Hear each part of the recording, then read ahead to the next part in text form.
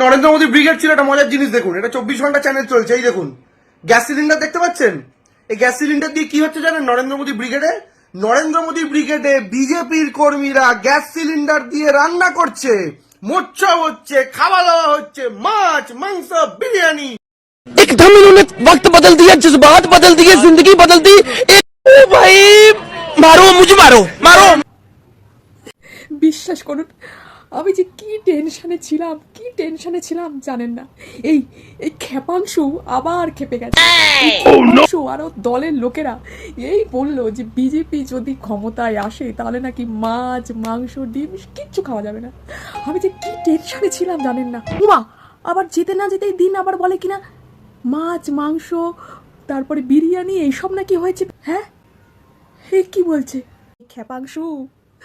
আগে ভাই তুমি ডিসাইড করো কোনটা ঠিক বলতে চাইছো, এইটা নাকি ওইটা।